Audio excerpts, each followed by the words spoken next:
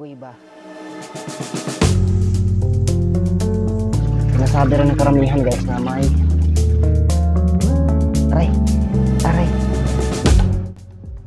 Ngayon ay pupuntahan natin isa sa pinaka-haunted cave na matatagpuan dito sa Negros Oriental, ang Nasarayan Cave. Zap yo guys, so ngayon dito na tayo sa loob or daan papunta sa loob ng kagubatan. So sa makikita nyo guys, dito pa lamang tayo sa hindi pa tayo nakakalapit sa loob ng kagubatan. Ito na makikita natin guys. Yan. Siyempre maraming puno. So dito na tayo, papasok na tayo dito sa loob ng kagubatan kasi yung cave guys is nasa loob ng gubat. Ito yung entrada ng gubat guys. So parang pinapatong-patong yung mga bato nito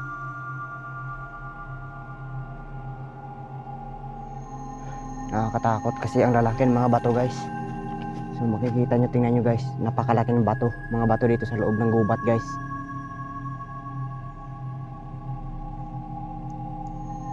Yan. So ngayon guys, papasukin na natin. So mahihirapan tayong dumaan nito kasi napakadaming damo.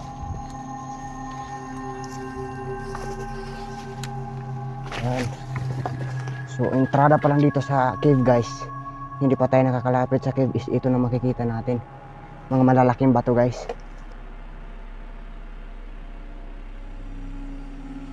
At dito naman sa kabila natin guys is makikita naman natin yung iba pang mga malalaking bato. So puntahan natin guys.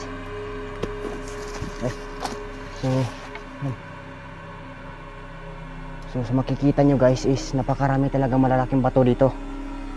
Kaya kailangan natin mag-ingat kasi pag sinabi natin malalaking bato is nandun din nagtatako yung mga ahas.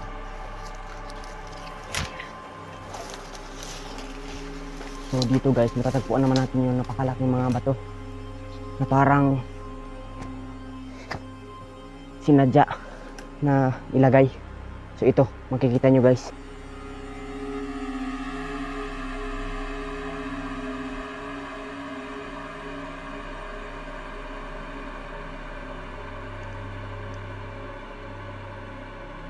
So sa bandang dyan guys, dyan tayo dadaan kasi yan ang daanan papunta sa kuweba.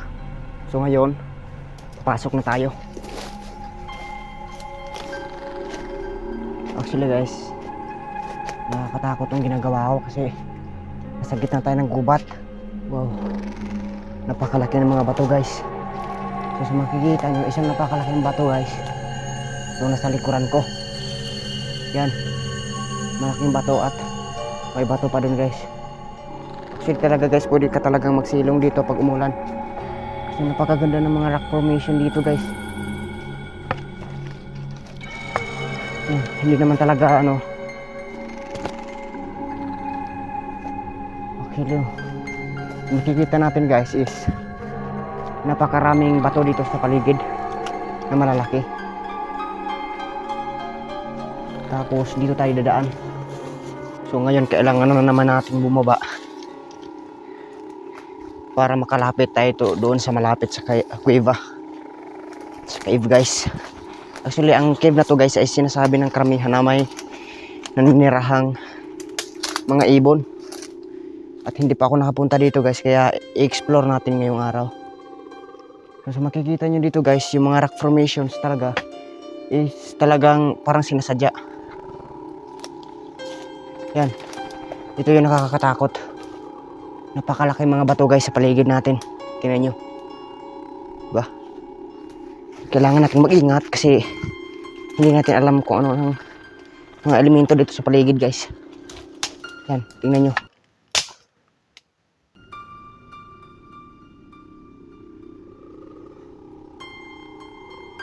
So ngayon, patuloy na tayo sa ating paglalakad. Oh, parang sinadya pa talaga itong ilagay dyan guys. Oh, yan, yung bato na yan. So ngayon lalabas na tayo dito sa malapit na tayo sa kuweba guys. Hanggang dito is makikita pa natin yung mga malalaking bato. na parang sinadya na ilagay. So makikita nyo, ibinalot na tong malaking bato na to ng kahoy. Yan.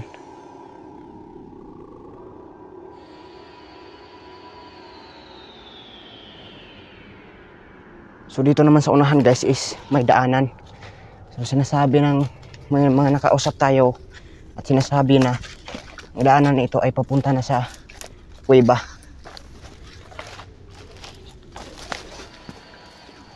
Ito guys. So dito na tayo sa daanan. Yan, dito na tayo sa daanan guys, at actually itong lugar na to noon ay may naninirahan dito.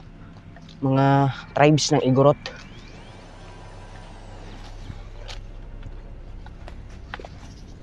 So malapit na tayo guys. At dito sa kinatayuan natin ay wala ng mga batong malalaki. So magpatuloy na tayo sa ating paglalakbay.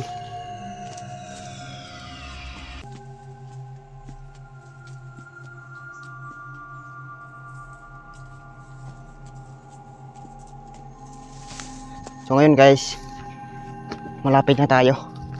So para sa mga nagtatanong guys kung bakit ko to ginawa o bakit ako pumunta sa lugar na to, dahil maraming nagsasabi na ang lugar na to is marami silang nakikitang nakakatakot, kaya subukan natin ma-experience yun guys.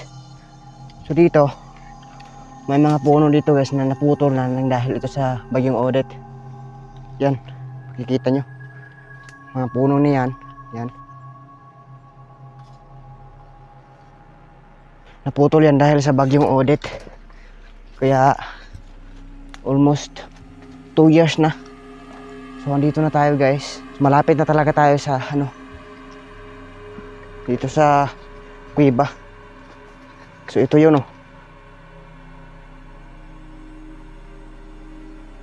Wow, ito pala guys. So ngayon pasukin na natin yung kuweba para ma-experience natin at malaman natin kung ano ba talaga yung nasa loob. Bye.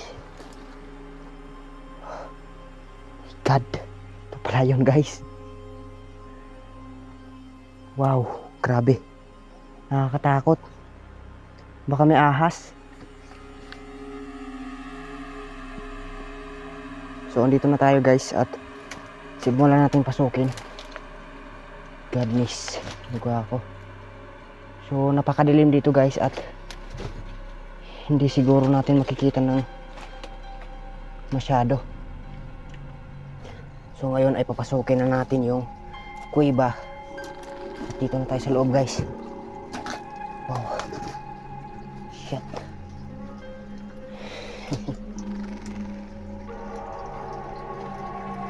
So sa makikita niyo guys is napakadilim talaga dito sa paligid guys. Hindi naman ito kalaliman, may kalaliman itong kuweba na to, pero nakakatakot pa rin. At mayroong mga ibon dito guys sa loob.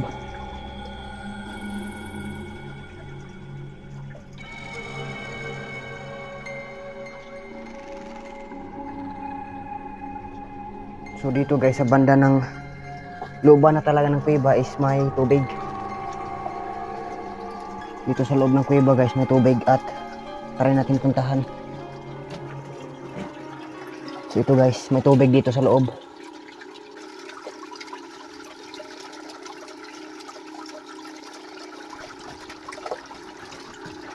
Sinasabi rin ng karamihan guys na may nakatira daw dito noon, pero umalis din, hindi kalaunan. At ngayon guys ay lalabas na tayo dahil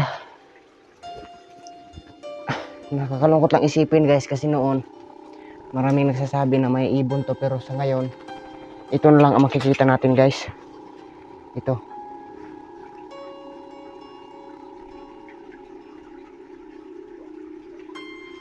mga dumi na lang ng ibon yung naabutan natin. Mga dumi na lang ng ibon yung mga naabutan natin guys, kasi kinukuha ng mga nest hunters yung mga ibon. Siguro ibinibenta yun guys, at ito yung kanilang mga nest. Yan.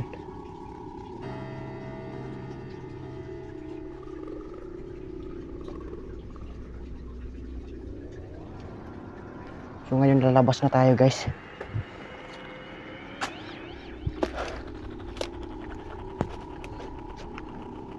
Aray, aray.